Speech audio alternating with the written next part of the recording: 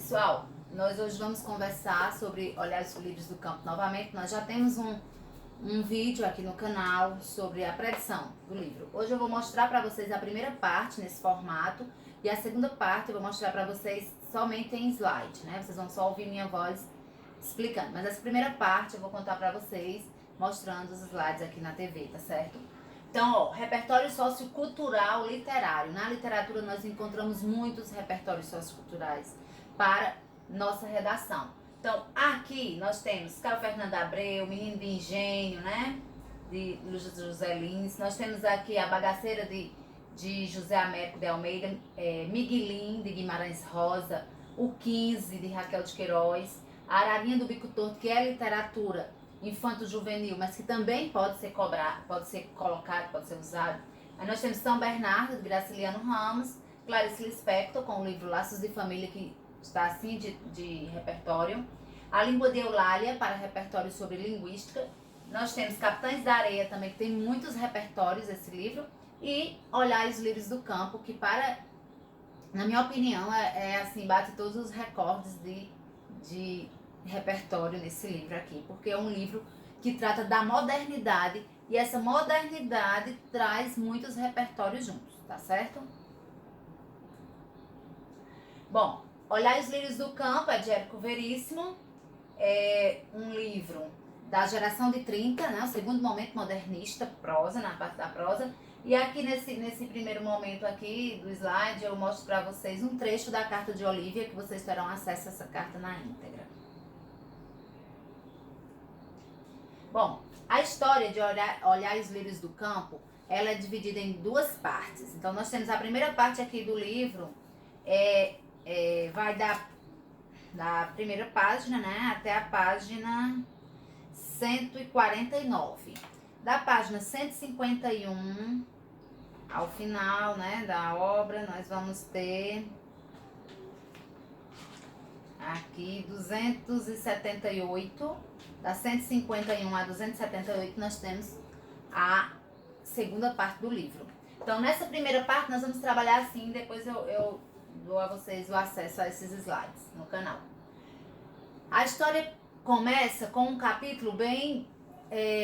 É um capítulo que é um flashback, né? Então você não vai entender muito bem essa história. A partir do segundo capítulo é que você vai começar a entrar na história. Então você já sabendo disso, fica mais fácil a sua leitura, né? Então, o primeiro momento nós já vemos um homem, nós nos deparamos com esse médico chamado Eugênio, que é avisado que tem alguém no hospital que está passando muito mal e está esperando pela presença dele. Então Eugênio passa pela esposa, avisa que vai sair, ela não espera para voltar, ele não tem hora para voltar e ela nem se importa. Daí você já percebeu que o casamento não é lá essas coisas, né? Não tem essa união. E ele sai e ele tem um chofer que vai dirigindo o carro, né? A história acontece na década de 30 e ele vai pensando, né? Ele vai como passageiro e aí ele faz um flashback da vida dele e é que nós vamos saber quem é realmente esse médico, esse Eugênio.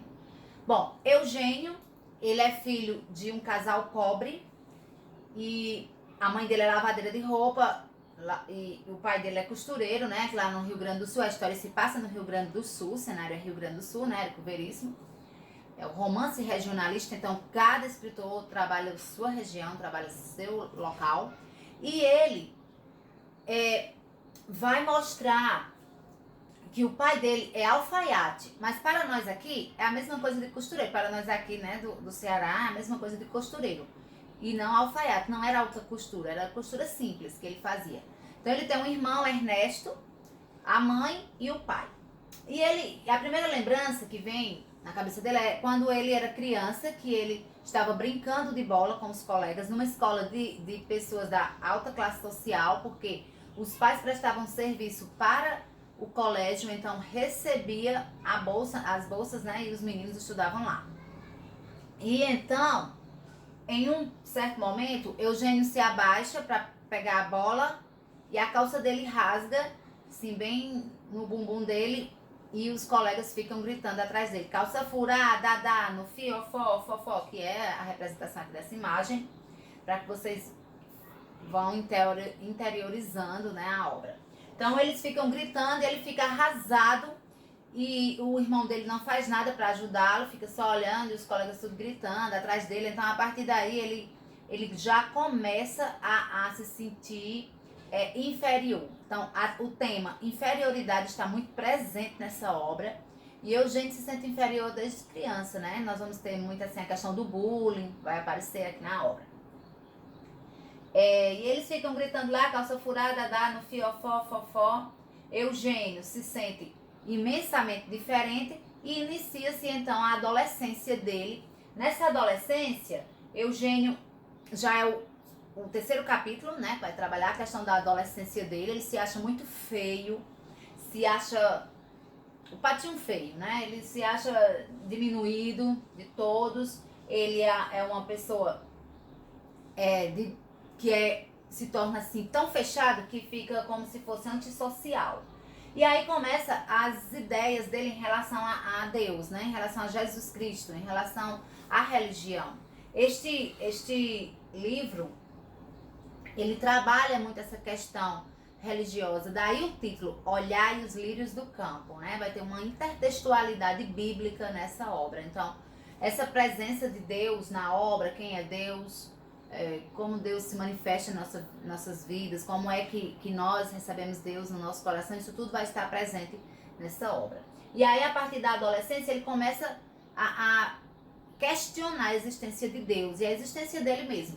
Ele, por sinal, ele tem assim uma questão muito própria, porque, por exemplo, a mãe dele coloca na cabeça dele que Deus é um ser que tudo vê e castiga.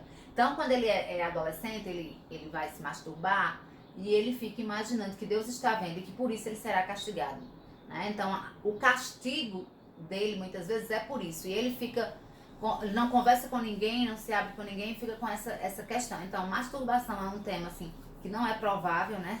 Cair na prova do Enem, mas se você precisar desse tema, você tem esse repertório sociocultural aqui com Eugênio, né? No capítulo em que ele trabalha a questão da adolescência dele. Tudo isso se passa na cabeça dele, né? Enquanto ele se dirige ao hospital.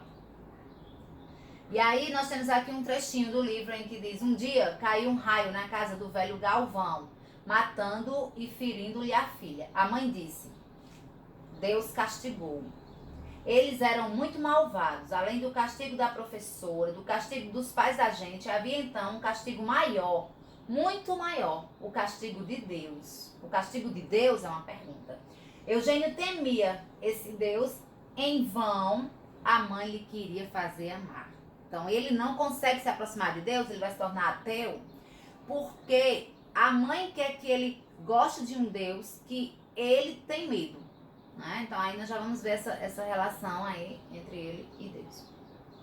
Bom, Eugênio adolescente, ele é nerd, muito estudioso, ele quer porque quer passar para a faculdade de medicina, que ele quer porque quer ter dinheiro, ele quer ter uma vida melhor, ele vive em condições muito precárias.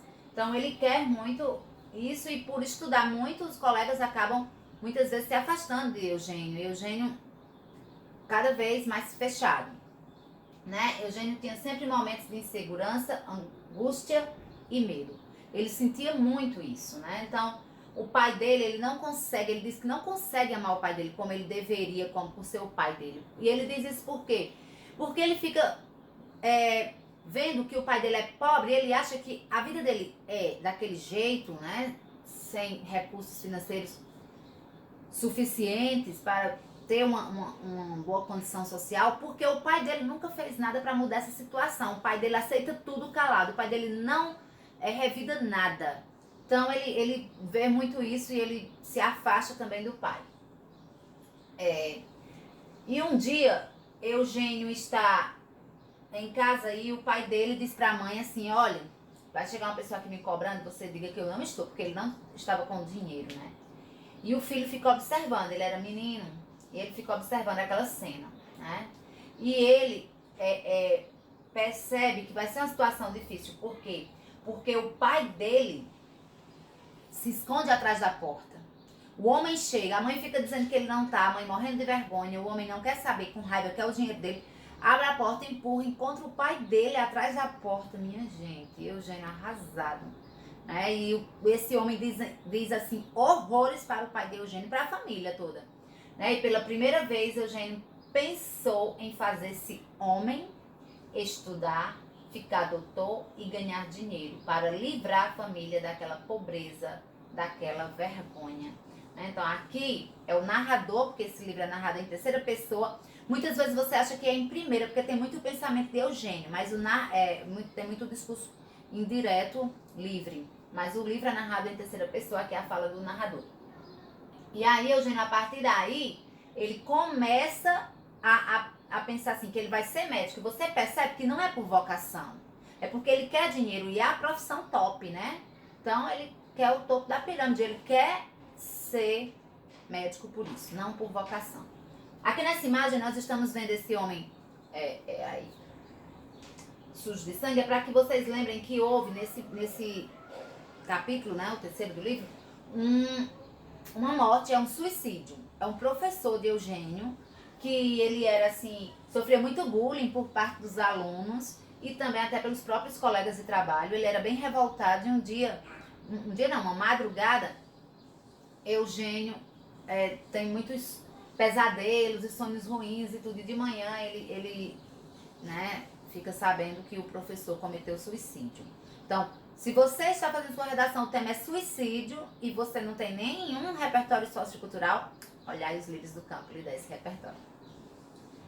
Bom, aqui é uma das cenas mais fortes do livro, que é a cena em que Eugênio, uma das, né? Em que Eugênio vem na rua, ele já é rapaz, o capítulo seguinte ele já está na faculdade, porque assim, a cada capítulo você vai percebendo até chegar na história mesmo do livro, você vai percebendo que a cada capítulo, né, tem uma mudança na vida dele, de idade. E Eugênio passa no vestibular para medicina e termina de trabalhar no jornal. Ele escreve para jornal e recebe pouco dinheiro, ele ganha bem pouco mesmo, o trabalho dele é bem, assim, pouco remunerado, mas é o suficiente para que ele não peça dinheiro ao pai, né, já que o pai não tem nem condições. E um dia Eugênio vem na rua, conversando com um amigo dele, Alcebiades, e nessa conversa ele acha que sim, que o colega está dando atenção a ele e tudo, mas de repente chega outro colega e ele fica, ele percebe, porque ele tem sempre aquela ideia de inferioridade, né? Para vocês terem uma ideia, quando ele era adolescente, no capítulo anterior, quando ele era adolescente, ele está passando em frente a uma igreja e vê um casal todo bem vestido com um cachorro, segurando um cachorro pela corrente, e eles vão passando em frente a uma igreja, o casal olha pra ele, o homem fala bem grosso, diz, ei menino, olha aqui esse cachorro. E ele segura ali aquela corrente, fica olhando pro cachorro e pensando, eu vou ficar por quê? Com esse cachorro, nós vamos ali na igreja rezar. E os dois entram, né, o casal entra, e ele fica segurando a corrente, olhando para o cachorro e pensando, mas eu sou pior do que esse cachorro. Esse cachorro é muito bem criado, muito bem cuidado, ele fica se comparando àquele cachorro, sempre se sentindo inferior. Veja, ele critica o pai, porque o pai não revida, não faz nada para sair daquela situação financeira. E ele também é uma pessoa igual, né? Ele também não sabe revidar, né? Ele também aceita o que as pessoas fazem com ele sempre calado. Daí esse nome, ó. Eugênio, em certo momento ele vai ser egoísta, então eu em primeiro lugar, Eugênio, e gênio, de ingênuo, ele é uma pessoa ingênua, depois ele vai virar uma pessoa egoísta. E aí ele vem conversando com esse amigo, quando o outro chega, que se aproxima, os três ficam conversando, o outro é formado em Direito, e ele fazendo Medicina com o colega, e nessa conversa ele já está se sentindo inferior, quando ele olha pra frente, o pai dele vem. E ele vê que o pai dele vem com um pacote embaixo do braço, que vai deixar uma costura. Ele fica arrasado. Por quê? Porque ele já disse que o pai dele não é para deixar as costuras, é para as pessoas irem até lá e buscar. Mas ele faz questão, o pai dele faz questão de deixar. Ele acha que isso é uma humilhação. Então o pai dele vem e ele fica pensando, nossa, os meninos agora, né, meus amigos vão ver que eu sou pobre e vão ver o que eu vou dizer. E ele fica nervoso, pensa em entrar numa loja, mas não dá certo. Ele volta, aí os meninos nem percebem, né? Não estão nem prestando atenção nele. E o pai dele é o contrário, o pai dele fica pensando, é assim, que coisa linda, meu filho, né? Que vem assim de uma pobreza tão grande, tá ali se relacionando com essas pessoas da alta sociedade e tal. O pai dele fica com orgulho e ele com vergonha. E aí quando os três vêm e o pai vai, né? E os dois passam um pelo outro, o pai tira o chapéu todo orgulhoso, porque o narrador é um narrador onisciente, então a gente consegue ler o que tá na mente dos personagens. O pai dele tira o chapéu todo orgulhoso, assim, cumprimenta os meninos, e Eugênio faz de conta que nunca viu aquele homem. Passa só os olhos, assim, como se nunca tivesse visto aquela pessoa. E aí passam, né?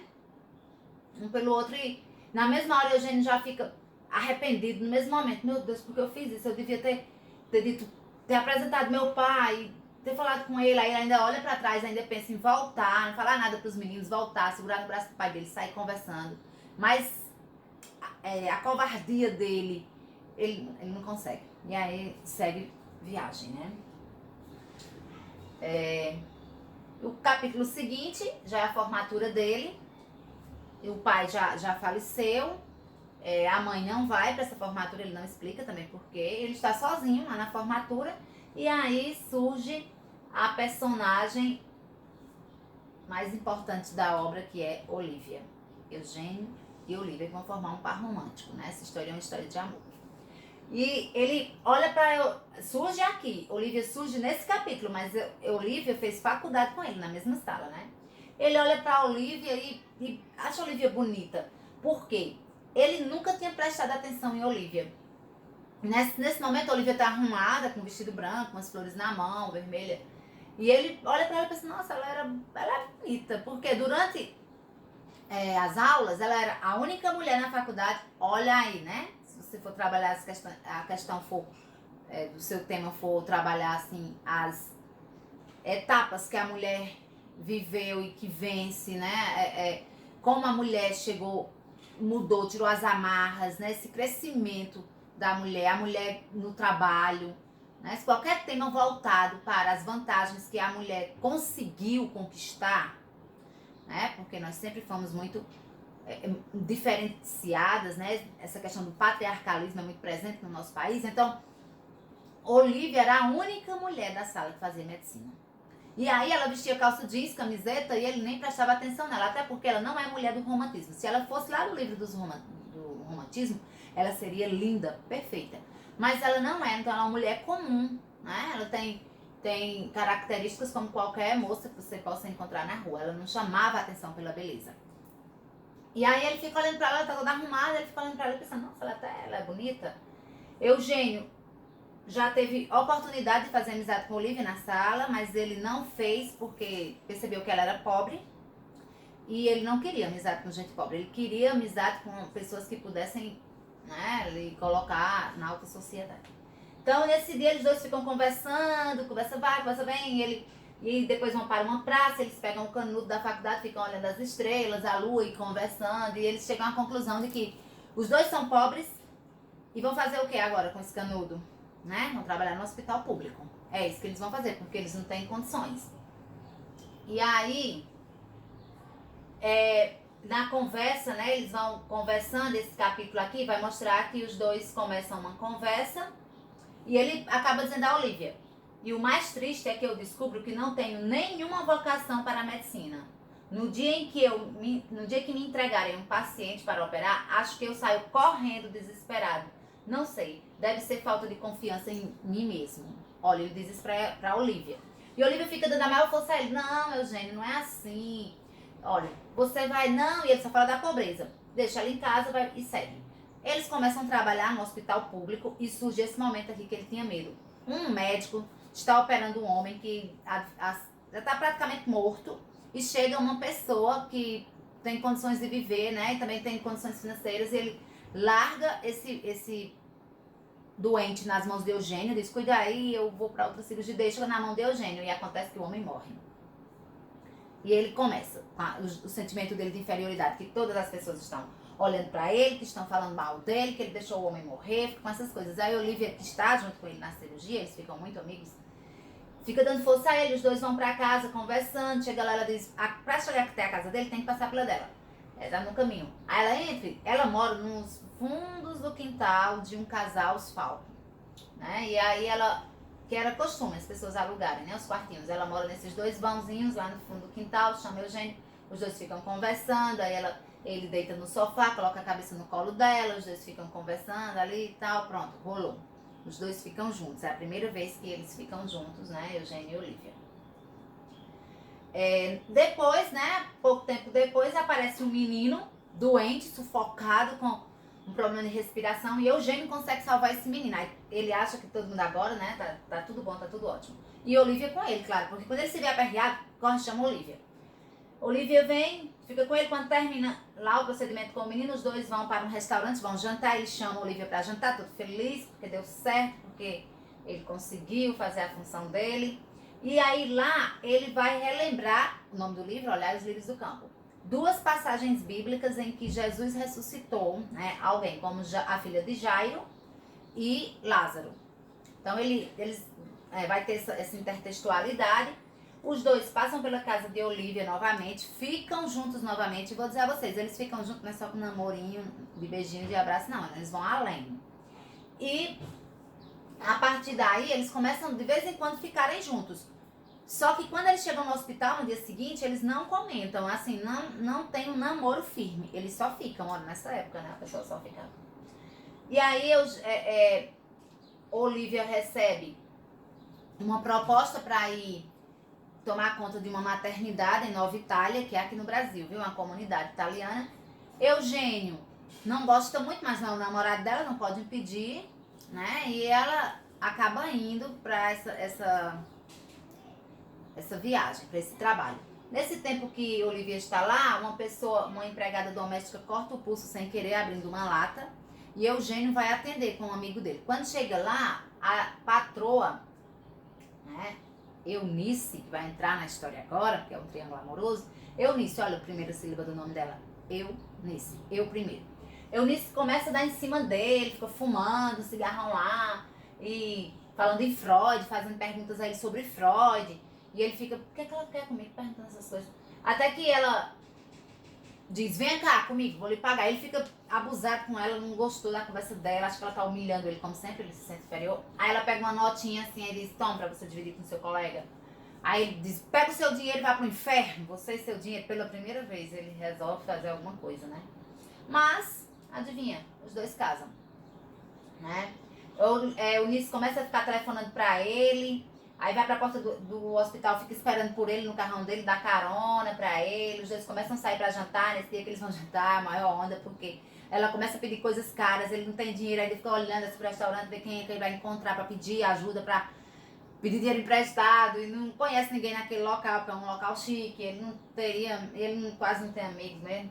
E ele fica arrasado, mas ela paga, ele fica olhando se alguém tá vendo, que é a mulher que tá pagando a conta, e ela fica no pé dele, e em pouquíssimo tempo, os dois estão noivos, né? E o que acontece? Quando eles ficam noivos, Olivia volta, e quando chega, ele vai lá, os dois ficam conversando, tomando chá, e ele vai dizer a ela que está noivo. Olivia fica arrasada, mas faz de conta que não tá. E aí eu coloquei isso aqui para mostrar para vocês, que ele diz assim: olha, a vida, Olivia, é como um transatlântico na conversa dele. Ele relembra o tempo que ele era criança, que ele ficava pedindo a Deus uma bola, pedia muito a Deus uma bola, Deus nunca deu essa bola a ele. Ele fica dizendo, que Deus é esse? Olivia tentando mostrar para ele que as coisas melhores da vida são as coisas simples. Olhar os lírios do campo. São as coisas simples e que não é o dinheiro que faz a pessoa ser rica. Mas também ela não pede para ele terminar esse namoro, não. Mas ele disse que tem que casar com Eunice, não gosta dela, mas vai casar porque vai ter melhores condições, né? E ela fica triste, ele diz, olha, a vida é como um transatlântico. Olha a comparação dele. Algumas pessoas fazem essa viagem sem se divertir, porque eles querem chegar do outro lado para se divertir só lá. Eu não sei o que é que eu vou encontrar do outro lado, então eu me divirto e outros são como eu sou, que eu vou logo me divertir agora, vou logo viver bem agora. Ele está fazendo uma comparação com as pessoas que seguem uma linha, né, temendo a Deus, porque querem uma vida eterna. E ele não acredita em Deus. Ela está dizendo, a Olivia aqui, que ele não acredita que Deus exista. Porque se Deus existisse, quantas coisas ruins acontecem e ele não resolve, ele vai ter essas crises, né, aí. E aí os dois ficam juntos, novamente, né, e é a última vez que os dois vão ficar juntos, né, até o casamento. Vão ficar juntos, nessa primeira parte. Ele sai de lá, eles dois ficam juntos mesmo e ela diz, essa é uma encruzilhada. E os dois ficam de verdade lá, né, tem tudo, rola tudo. E aí ele sai de lá com as duas mulheres na cabeça, né, Eunice e Olivia. Mas Olivia sorriu para ele, um sorriso bom e disse, está tudo certo. Você não precisa ficar aflito. Eu compreendo. Sim, compreendo. De sorte, porque é quando ele conta a história do transatlântico. De sorte, disse Olivia, que vens se despedir de tua companheira de terceira classe. Esta noite é como uma encruzilhada. Tá vendo? Ela disse, eu vou continuar aqui, na terceira classe. E aí a despedida, né, que os dois ficam juntos. E aí os dois ficam juntos, rola tudo, né? Tem um relacionamento sexual, como eles costumavam ter. Fosse como fosse, nunca prometera nada a Olivia. Ele fica pensando, pra ficar com a consciência, tirar da consciência, né? Isso, porque nessa época que a virgindade era uma coisa muito séria. E aí, é um tema também que a URCA já cobrou, né? A Universidade Regional do Cariri. Ela cobrou a questão da virgindade e você poderia citar Olhar os Lírios do Campo. Ele foi com as duas no pensamento e ele acaba para desencargo de consciência assim. Fosse como fosse, nunca prometera nada a Olivia. Ela já não era virgem quando viera para os seus braços. Tinha sido bons companheiros. Nada mais. E aí ele fica querendo que Olivia seja a amante dele. Fica dizendo assim que depois vai voltar no pensamento dele. Depois eu volto, eu fico com Eunice, mas eu gosto de Olivia, eu volto aqui e fico com ela. Só que ela não é bestinha, ela não quis isso. Que bom. Olivia, uma mulher à frente do tempo dela, vanguardista como ela ia aceitar uma coisa dessa? No outro dia à tarde, recebeu no hospital este bilhete. Resolvi embarcar, hoje mesmo, para Nova Itália. Desta vez a demora vai ser longa. Sempre amigos, ó. Pronto. Vai embora, né? Deixa ele na vida dele de besta. O livro dá um salto de 3 anos e nós vamos encontrar Eugênio já na vida rica dele, que ele sempre sonhou, mas sempre se sentindo inferior. Mas não é pouco inferior, não. Muito inferior, porque ele não vai exercer a medicina. Ele vai, o sogro dele coloca num trabalho só para ele assinar uns papéis lá. Ninguém respeita ele assim. Ele é apenas, todo mundo sabe, ele está lá por dinheiro. E aí, a esposa dele faz uma festa de aniversário para ele, né? Que é quando esse livro dá esse pulo de 3 anos, aparece no dia do aniversário dele. E ele está lá com Eunice criticando sempre, dizendo, faça pelo menos uma cara de quem tá no meio da conversa, que ele com o pensamento longe. E ele está com o pensamento longe por quê? Porque depois desses 3 anos, ele olha no jornal e vê, Eugênio lembrou-se do anúncio que lera naquela manhã nos jornais. Doutora Olivia reabriu o seu consultório. Edifício Hora, terceiro andar, sala 38. 3 anos depois, né? Ela tá lá. Ele fica olhando muito triste para Dora. Quem é Dora? Dora é uma personagem que vai ser muito importante agora, né? Quando começar a segunda parte do livro. Dora é uma personagem muito importante. Ela é filha de Isabel, olha só. Isabel e Lobo Neves. Lobo Neves, não é desse livro, não. Lobo Neves é lá de Memórias Póstumas e Brás Cubas, mas o nome dele é Lobo. Ele tem esse mesmo sobrenome. Ela é filha desse casal. E o que é que acontece?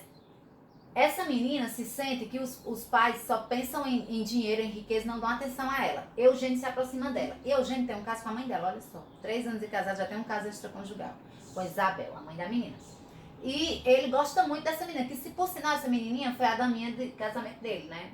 E os dois, ela fica sempre se reclamando, ela percebe que Eugênio é uma pessoa triste. Bom, acontece que o pai de Sintra, né? É o sobrenome da mulher, Eunice Sintra. Sintra vai para o teatro, chama os dois pra ir, Eunice vai, e Eugênio diz, não quero não vai não, ele tá muito triste. Pensando só em Olivia, que voltou, né? E aí, o que é que ele faz? Pega a lista telefônica, que nós não usamos mais, mas nessa época aqui, década de 30, né? Na década de 30 usava. E ele pega essa lista telefônica e procura, e telefona, e fica querendo saber o telefone de Olivia, ele não consegue, ele diz, eu vou lá. E ele vai lá mesmo. E quando ele chega, ela abre a porta pra ele e diz, que bom que você veio, eu fiz chá para 2. Os dois gostavam muito de um chazinho, né? Os dois se abraçam, ficam conversando. E aí, ele pergunta pra ela. Olivia, ele conta que tá muito triste, que a vida dele é ruim, que ele não conseguiu o que ele queria, não se realizou. Aí ele pergunta, você gostava de mim? Por que você não me segurou, não me deixou ficar aqui com você? Disse, você não vai fazer isso, essa besteira na sua vida. Aí ela disse que não, porque os dois, né, entre o amor e o dinheiro, se ele tivesse ficado com ela, depois ele ia culpá-la de ser pobre, de não ter ido pra alta sociedade, né? E olha só, ela agora é quem vai fazer uma comparação. Ela diz, olha, se você está dormindo e você escuta um barulho no seu quintal, você pensa, você fica, se você não levantar e for olhar e saber que é apenas o gato que mexeu em alguma coisa, você passa a noite todinha sem dormir direito, preocupado com o que está acontecendo, e você ia viver assim comigo. Aí ela não quer de jeito nenhum. Aí os dois se abraçam, né? Ele diz, Olivia, deve ter sido muito difícil pra você ter ficado esse tempo todinho sozinha, sem amigos, sem ninguém lá. Aí ela diz, eu nunca estive só, vem cá. Aí pega na mão dele e abre a porta do quarto. Puxou-o de leve pela manga do casaco e o levou até o quarto de dormir. Acendeu a luz. O que Eugênio primeiro viu foi a cama de Olivia. Já pensou coisas, hein? Ao lado dela achava-se um berço branco, no qual dormia uma criança. Eugênio aproximou-se. O coração, que adivinhara tudo, já marcava o ritmo daquele choque. Comovido, trêmulo, aéreo, ele se reconheceu no bebê adormecido. Ele se reconheceu no bebê adormecido. Os seus traços estavam naquele rosto fresco e sereno. Era como se lhe fosse dado ver-se a si mesmo com 2 anos, como num retrato que ainda guardava. Olhou para Olivia de testa franzida. Ele queria muito ter um filho, né? Se apega muito com Dora e ele queria muito ter um filho. Mas a esposa dele, Eunice, disse que não vai ter nenhum filho porque ela não vai deformar o corpo dela para engravidar. Porque bebês só fazem deformar o corpo da mulher. Então ela nunca quis. E aí ele, como estão há 3 anos separados, né? Ele e Olivia, aí é o tempo da gravidez e a menininha tem 2 anos. E aí, nesse momento que ele lembra disso, ele chega ao hospital. Vocês lembram que isso tudo se passa na cabeça dele, ele lembrando, né, esse flashback, enquanto o motorista está levando para o hospital, né? Porque ele vai a um chamado. Ele foi chamado para esse hospital, porque é uma pessoa muito mal. Então, quando ele chega lá, ele recebe essa notícia. A doutora Olivia morreu ao anoitecer. Na santa paz do Senhor, o corpo está sendo velado na capela. É isso mesmo que você ouviu. Olivia morre. Né? E a pessoa que estava passando muito mal e pediu a presença de Eugênio foi Olivia. E como foi isso, professora? Nós vamos saber na segunda parte. Né? Então, ela morre e o livro termina a primeira parte desse jeito, né? Com ele chegando no hospital e sabendo que Olivia morreu. Então, aí é o fim da primeira parte. A segunda parte nós conversaremos em um outro momento.